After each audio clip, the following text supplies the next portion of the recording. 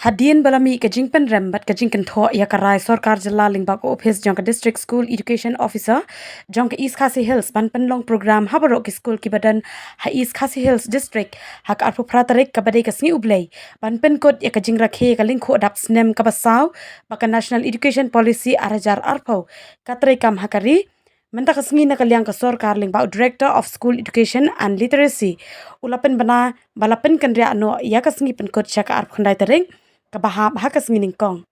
Katkum ka hukum kabau Director of School Education and Literacy Uswapnil Tambe lakadau bakani ka Sorkar kalarai ban pen kerja no yakani ka program hakani ka sngi ka babu jang ka arpu para tarik unaitung kata sya ka arp khandai tarik ka badai ka nginingkong.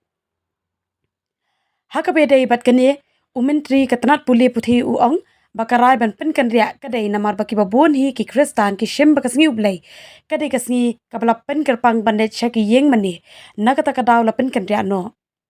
la ban kadau kat kum ka khobor kaba usangot uwan ra henen kasngi hakabedai bat kani ki babon ki jingkan tho haki comment section ya karai ka Sorkar Jilla bat ong baka pen pau ya ka jinglong nyang ko ngu bet kat ba ai hukum ka Delhi wat la ka tip shai kadar bakasngi Blei kadai kasngi khoj haki babon ki nong shong ka Jilla 6 hafta, that is Education Week, Minister of Education Government of India, which is supposed to celebrate the 4th year of NEP 2022 in India. So it is supposed to celebrate from 22nd of July to 28th. So in the state of Meghalaya, we have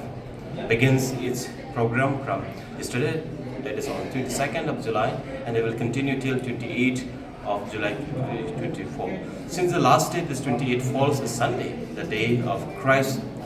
resurrection day for us, for the Christian community. So in the state of Meghalaya, instead of Sunday, we will observe and celebrate on Monday, that is 29th of July 2024. This is to inform to everyone of the state, to all the education institutions that the education week, it is a 6th September.